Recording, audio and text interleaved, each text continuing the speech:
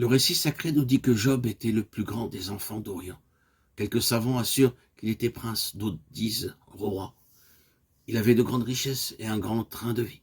Il est évident, d'après ses discours, qu'il avait une certaine culture et une science étendue. Il connaît l'écriture, la gravure sur pierre, le travail des mines, la métallurgie, la construction, la navigation, l'histoire naturelle, l'astronomie. Il est initié à la science de son temps. Quelques phrases brèves nous renseignent sur le caractère de Job, intègre, droit, craignant Dieu et se détournant du mal. Chapitre 1, verset 1. Tandis que de nombreux détails de sa vie sont laissés de côté. Ainsi, et la chose est à remarquer, les écrits sacrés ne sont pas rédigés dans le but de satisfaire la curiosité, mais uniquement pour gagner les hommes et les ramener à Dieu. En voici un exemple dans l'histoire de Job.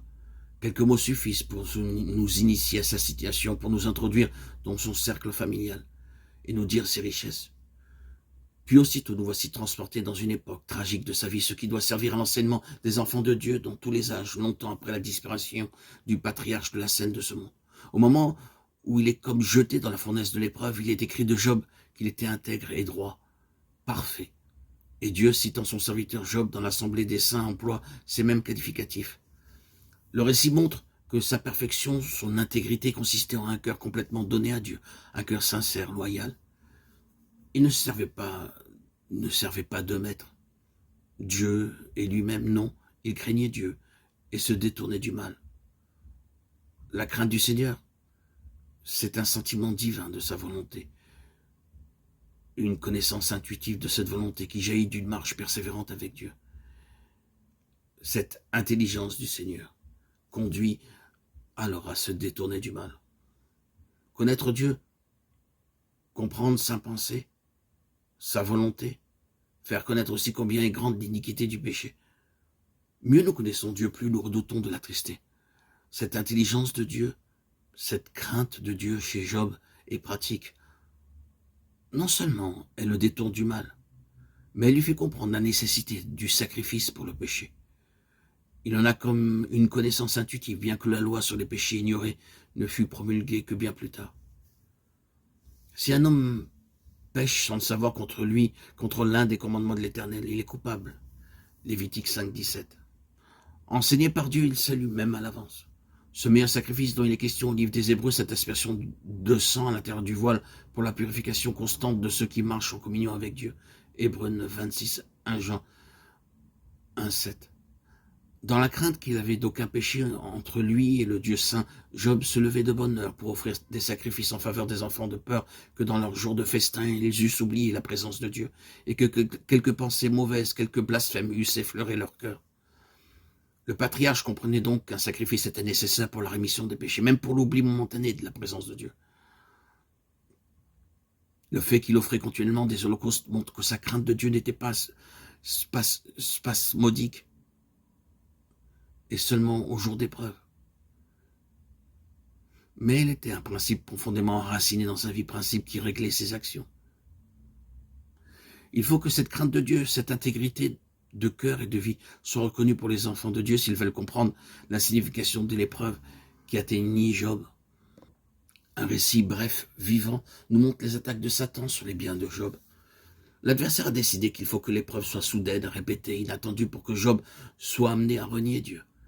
Ce qu'il ne fera jamais de façon délibérée et froidement. Ce sont souvent ces coups imprévus de l'épreuve qui révèlent le caractère d'un homme. Ce qui au fond du cœur surgit à la surface. L'épreuve qui frappe dans les jours de fête, de joie où l'homme n'est plus sur ses gardes, l'épreuve qui surprend en plein bonheur est plus dure à supporter. Satan choisit bien son heure. Les enfants de Job s'étaient réunis chez le fils aîné pour un festin, lorsqu'un messager survient pour avertir que les Sabéens ont pris les troupeaux de bœufs et d'ânesses et ont tué ceux qui les gardaient. Les messagers se succèdent. Le feu du ciel a consumé les troupeaux de brebis et les bergers. Les Chaldéens ont pris les chameaux et tué les gardiens. C'était la ruine complète pour Job. Ces coups répétés de l'adversité, cet unique serviteur échappant chaque fois au désastre, cela aurait pu lui faire comprendre qu'il y avait là plus que des faits naturels. Quiconque marche avec Dieu apprend à discerner les puissances surnaturelles, à l'œuvre derrière les choses de la vie journalière. Mais les biens temporels ne sont pas tout. Lorsque le trésor est dans le ciel et la vie d'un homme ne réside pas dans l'abondance des richesses. À peine Job a-t-il pu saisir l'étendue de ses malheurs successifs qu'un autre messager survient et lui annonce que la maison où étaient ses enfants s'est écroulée sous les rafales d'un vent violent, ensevelissant tout ce qui y était. Tes enfants sont morts. Jetés dans l'éternité au milieu d'un festin. Point d'adieu, des derniers messages, point de prière. Alors Job se leva, déchira son manteau, puis se jetant par terre, il adora et dit, « Je suis sorti nu du sein de ma mère, je retournerai nu dans le sein de la terre. L'Éternel a donné, l'Éternel a ôté, que le nom de l'Éternel soit béni. » 1:20-21. Job ignore probablement la nuée de témoins, il ignore la joie de ceux qui au ciel suivent la tragédie dont il est l'objet et le centre. Il est sorti victorieux de l'épreuve. Satan est défait. Les coups successifs de l'épreuve n'ont pu ébranler ni sa confiance en Dieu, ni son amour pour Dieu. En tout cela, Job ne pécha point et n'attribua rien d'injuste à Dieu.